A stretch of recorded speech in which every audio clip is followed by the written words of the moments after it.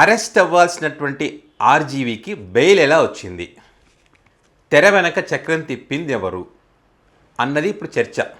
So దీనికి సంబంధించి మనకున్నటువంటి సమాచారాన్ని మీకు చెప్పేటువంటి ప్రయత్నం చేస్తాను నేను. ఏదైతే ఆర్జీవీకి సంబంధించి ఆ కేసు ఎందుకు పెట్టారు ఏంటి అనేది అందరికీ క్లియర్గా తెలుసు. నేను అంత మళ్ళీ మళ్ళీ అదంతా మీకు చెప్పి టైం వేస్ట్ చేయను.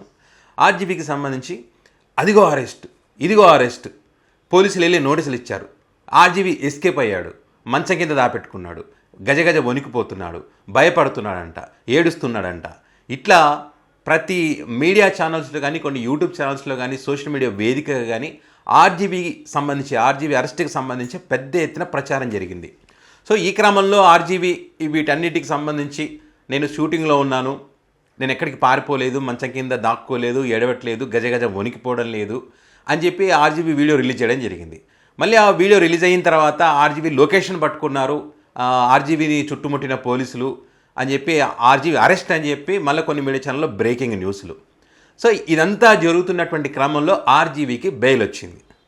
సో అందరూ ఆశ్చర్యం, ఏంది ఇంత జరిగింది, ఇంత హడావిడి జరిగింది, ఇంత హంగామా జరిగింది, ఒక రకంగా చెప్పాలంటే భయానక వాతావరణం అని చెప్పొచ్చు ఆర్జీవీ అరెస్ట్కి సంబంధించి.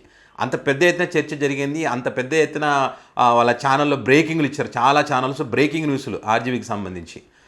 సో ఇట్లా ఆర్జీవీకి బెయిల్ వచ్చిన తర్వాత, ఆ బెయిల్ తర్వాత ఆర్జీవీ ప్రెస్ మీట్ పెట్టి ఆ జరిగినటువంటి పరిణామాలకు సంబంధించి మరి కొన్ని మీడియా ఛానల్ ఏ రకంగా హంగామా చేశాయి, ఏ రకంగా భయపెట్టాయి, ఏ రకంగా ఓవర్ చేశాయి అనే దానికి సంబంధించి అక్కడ మీడియా సమావేశంలో ప్రతి ఒక్కరిని కూడా ఉతికి ఆరేసిన సంగతి కూడా మీ అందరికీ తెలుసు. ఆ సందర్భంగా చాలామంది కూడా ఇప్పుడు జరుగుతున్నటువంటి పరిస్థితులకు సంబంధించి, ఈ కూటమి సర్కారుకు సంబంధించి అక్రమ అరెస్టులు, అవినీతి ప్రభుత్వం ఇట్లా ఒక సినిమా తీస్తాడు, అదేవిధంగా మీడియాకి సంబంధించి ఒక టైటిల్, ఆ టైటిల్ నేను మీడియాకి సంబంధించి చెప్పకూడదు, మళ్ళీ కొంతమంది మనోభావాలు దెబ్బతింటే కొంతమంది బాధపడతారు. సో దానికి సంబంధించి కూడా ఒక సినిమా తీస్తాడని చెప్పి కూడా చాలామంది వాళ్ళ అభిప్రాయాలను పంచుకోవడం జరిగింది. ఇక ఆర్జీవీ ప్రెస్ మీట్లో అన్ని విషయాలు చెప్పడం జరిగింది. మరి ఇంతటితో ఆగిందా అంటే ఆగలేదు, మరొక చర్చ తెరపైకి వచ్చింది. ఏంటి ఆ చర్చ అంటే ఆర్జీవీకి బెయిల్ ఎలా వచ్చింది, దీని వెనుక ఏం జరిగింది అనే దానికి సంబంధించి. మరి ఒంగోలు పోలీసులు అయితే నోటీసులు ఇవ్వడానికి వెళ్ళారు, కానీ నన్ను అరెస్ట్ చేస్తున్నానని చెప్పి ఎక్కడ కూడా చెప్పలేదని చెప్పి ఆర్జీవీ చెప్తా ఉన్నాడు కదా. మరి ఒంగోలు పోలీసులు ఎందుకు వెళ్ళి ఊరికే తిరిగి వచ్చేసారు? సో పోలీసులు ఏమైనా తప్పు చేశారా? సో వాళ్ళపైన సిబిఐ విచారణ జరపాలి అన్నది కొంతమంది యొక్క అభిప్రాయం. అదేవిధంగా ఈ గాలి జనార్దన్ రెడ్డికి సంబంధించి అప్పుడెప్పుడో గతంలో జరిగినటువంటి ఒక కేసుకు సంబంధించి ఏదో బెయిల్ కోసం డబ్బులు ఇచ్చారు న్యాయమూర్తులకి అని చెప్పి ఒక చర్చ ఉంది కదా.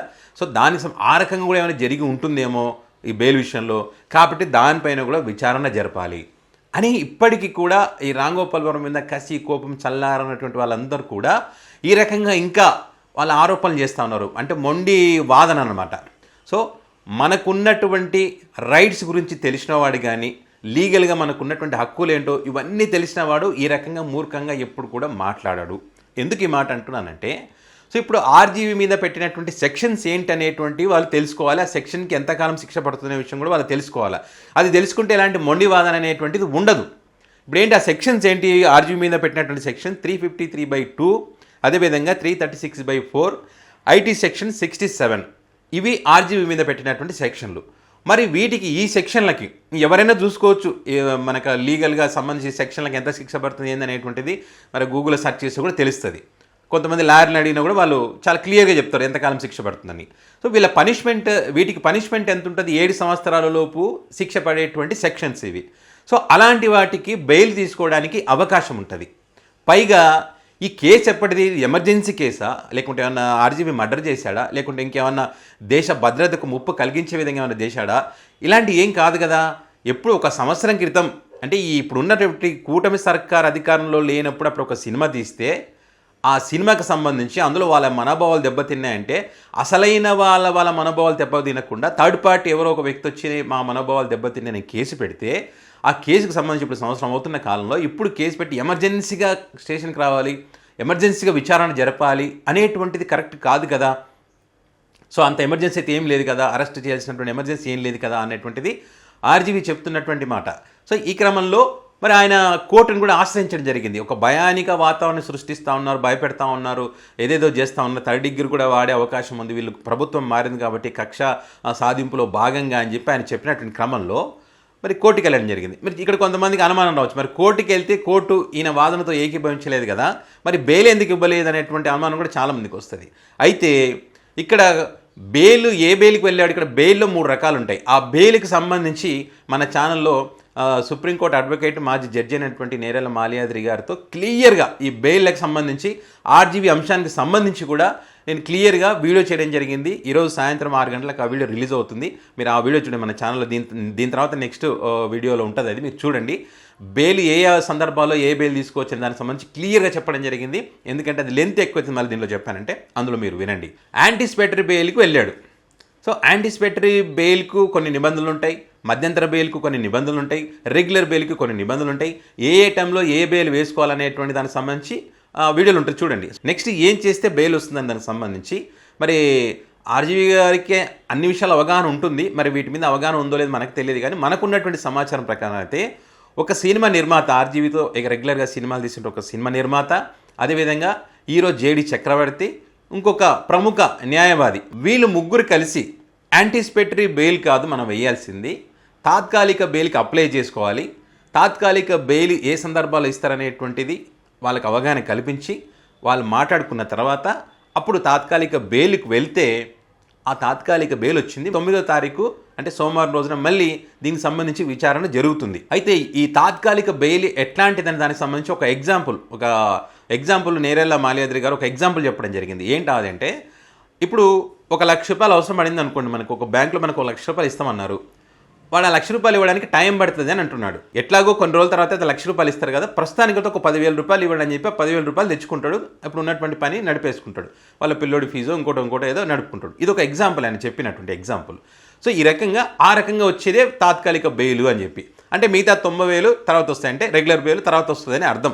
ఆ రకంగా తనకున్నటువంటి హక్కులను సంవత్సరం క్రితం జరిగినటువంటి అంశానికి సంబంధించి కానీ వీటన్నిటికి సంబంధించి మరి కోర్టు దృష్టికి తీసుకుపోవడం, నిబంధనలు వాళ్ళు చెప్పినటువంటి క్రమంలో ఆ నిబంధనలు ఖచ్చితంగా పాటిస్తానని చెప్పడంతో మరి తాత్కాలిక బెయిల్ వచ్చింది. ఇట్లా తనకున్నటువంటి రైట్స్ని వాడుకొని ఆ తాత్కాలిక బెయిల్ తెచ్చుకున్నటువంటి ఆర్జీవీకి సంబంధించి వెనక ముందు ఏంది తెలుసుకోకుండా ఏదో జరిగింది, దీని వెనక ఏదో కుట్ర జరిగింది, ఎవరో ఏదో చేస్తూ ఉన్నారు, విచారణ జరిపించాలి, సిఐడి విచారణ కొంతమంది అంటారు, సిబిఐ విచారణ కొంతమంది అంటారు.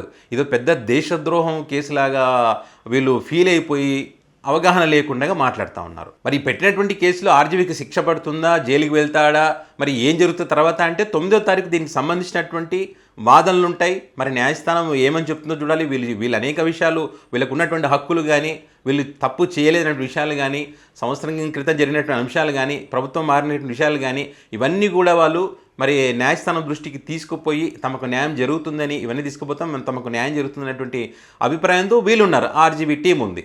సో అటుపక్కన ఏంటి, ఆర్జీవీని ఎట్టి పరిస్థితుల్లో అరెస్ట్ చేయాలి, జైల్లో ఉంచాలి, అది మాత్రం వాళ్ళ టార్గెట్. ఇక్కడ మనం చట్టాన్ని ఉల్లంఘిస్తున్నామా, మరి న్యాయబద్ధంగా వెళ్తున్నామా, రాజ్యాంగబద్ధంగా వెళ్తున్నామా లేదా అనే ఆలోచన అటువైపు నుంచి కనిపించేటువంటి పరిస్థితి ఉందా, కనిపించడం లేదు. సో దీన్ని బట్టి మరి రేపు న్యాయస్థానంలో ఏం జరుగుతుందో చూద్దాం. ఏదేమైనా కూడా ఆర్జీవీ కూడా డిసైడ్ అయి ఉన్నాడని చెప్పి ఆయనే స్వయంగా చెప్పడం జరిగింది. ఇన్ కేసు ఏదైనా జరిగి కుట్రపూరితంగా ఏదైనా చేసినా కూడా, నన్ను జైల్లో పెట్టినా కూడా ప్రశాంతంగా అక్కడ కూర్చొని సినిమా స్టోరీస్ రాసుకుంటా, నేను ఎక్కడికి వెళ్ళినా కూడా దానికి అలవాటు పడిపోతాను, నేనేం బాధపడాల్సిన అవసరం లేదని కూడా ఆర్జీవీ చెప్పినటువంటి పరిస్థితి. సో ఇది ఆర్జీవీ కేసులో జరిగినటువంటి పరిణామాలు. అంతేగాని ఎవడికి ఏది నచ్చితే అది పెట్టడం, ఎవడికి ఏది నచ్చితే అది మాట్లాడడం, ఎవడికి ఏది నచ్చితే ఆ రకంగా ఆరోపణలు చేయడం. ఎందుకంటే అవతల వ్యక్తి మనకు నచ్చలేదు కాబట్టి మనకు నచ్చినట్టుగా మాట్లాడడం, మనకు నచ్చినట్టుగా బూతులు తిట్టడం, ఇష్టం వచ్చినట్టుగా మాట్లాడడం, ఇంకా వీళ్ళు రెచ్చగొట్టే విధంగానే మాట్లాడుతున్నారు. ఇంకా వేరే సమస్యలు ఏవి లేనట్టుగానే వీళ్ళు మాట్లాడుతూ ఉన్నారు. ఈ వీడియో పైన అయితే మీ అభిప్రాయాన్ని కామెంట్ రూపంలో పెట్టండి.